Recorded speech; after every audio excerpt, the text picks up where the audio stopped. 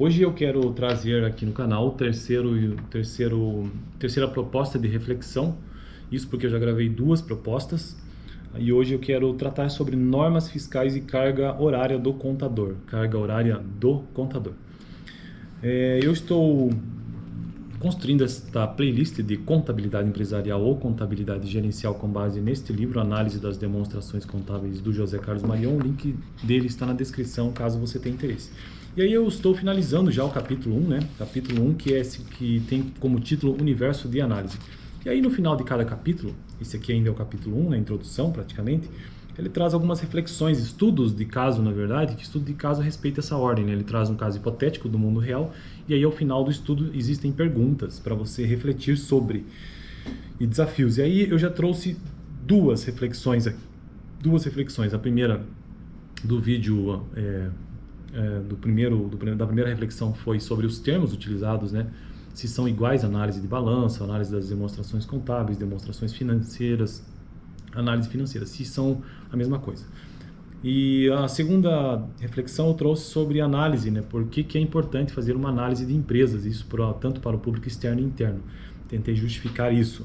E hoje, então, normas fiscais e carga horária do contador. Veja o que o texto tem a dizer sobre isso.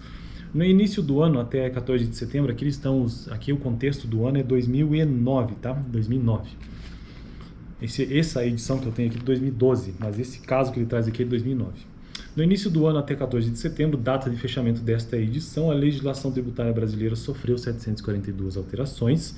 Tantas mudanças complicam ainda mais as 5.000 normas que regulam os 79 tributos existentes no Brasil. Isso com certeza já subiu de lá para cá, né? Só em julho, mês em que houve recorde nas alterações, foram 167 mudanças na lei.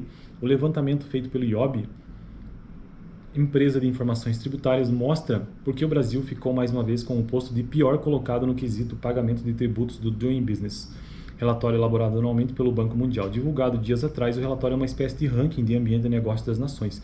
Neste ano, 183 países foram analisados segundo o relatório. As empresas que operam no Brasil gastam 2.600 horas para calcular os impostos devidos e provar o que pagaram, o que lhes exige o envio de mais de uma centena de formulários aos fiscos.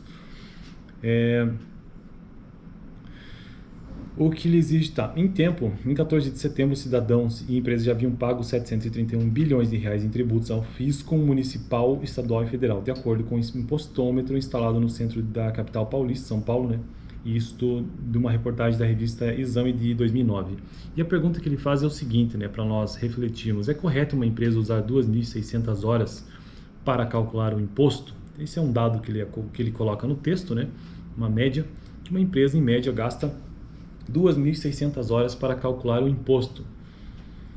E então ele pede para que façamos uma análise, né, desse número de normas e carga tributária. A carga tributária aqui são 79 tributos existentes e normas são 5.000 normas que regulam, né, esses 79 impostos.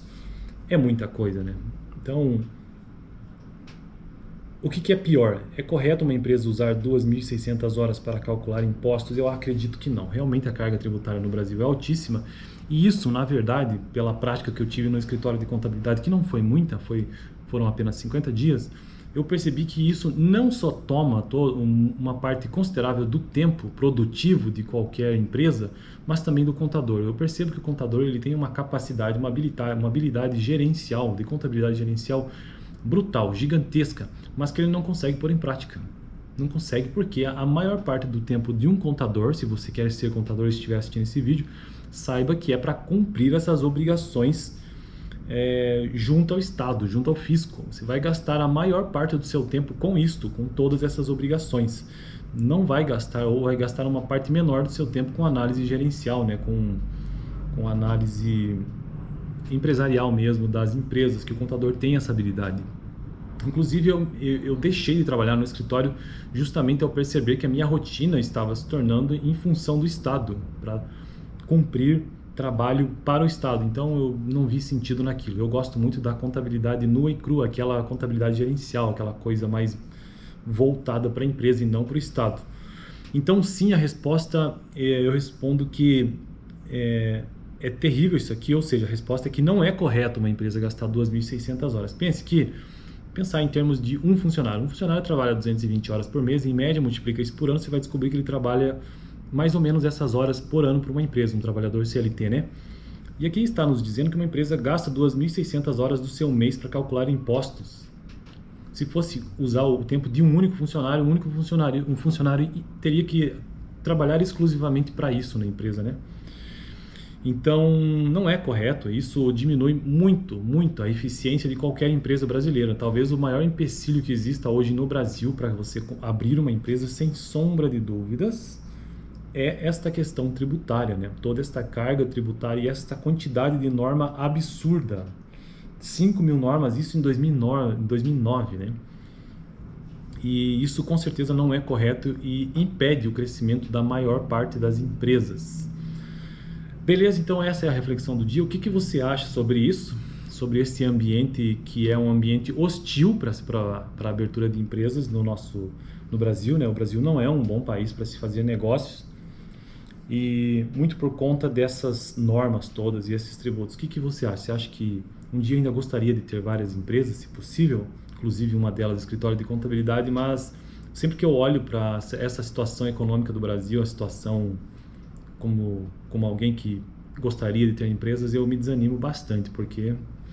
E talvez essa situação que eu acabei de mencionar aqui, ou seja, das 5 mil normas, 79 tributos e uma carga tributária altíssima, talvez isso explique por que, pelo menos na minha visão, a contabilidade de muitas empresas no Brasil ela não é verdadeira. Então você pode perceber que é bem comum que existam na maior parte das empresas o famoso caixa 2, ou seja, aquilo não é contabilizado, não se sabe na contabilidade da existência daquilo, e não é culpa do contador, na maioria das vezes, né? Porque o contador ele precisa emitir os seus relatórios contábeis, fazer a contabilidade de uma empresa com base em documentos legais, documentos verdadeiros que a empresa manda para o contador. O input, ou seja, a entrada para o contador conseguir fazer o seu trabalho são os documentos enviados pela própria empresa ou emitidos pela empresa. E se uma empresa trabalha com caixa 2 para tentar burlar isso, né, dessas normas todas e esses tributos, evidentemente que as informações contábeis elas não são verdadeiras.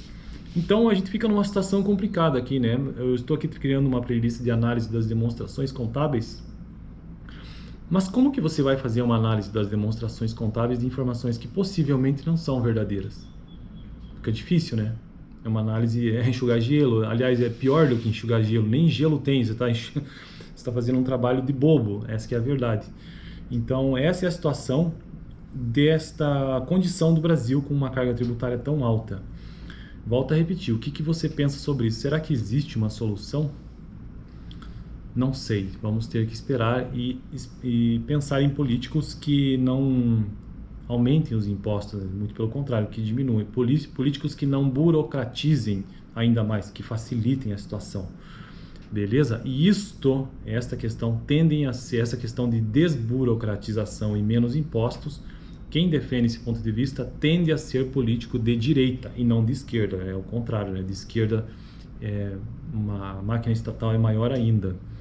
Mas eu não acho que o Brasil tende, mesmo os políticos que são de direita, tendem a melhorar, porque já existe uma engrenagem tão grande, tão poderosa que faz isso tudo aqui acontecer, que eu acho muito pouco provável, a não ser que haja uma revolução, uma guerra, enfim, alguma coisa aconteça aqui, que isso mude, na minha opinião. Pelo menos não na minha geração, talvez nos meus netos, nem nos filhos eu acredito que haja essa possibilidade. Beleza? Fico por aqui. Até o próximo, que eu vou tratar sobre uma questão prática desse capítulo, já finalizando então ele, né?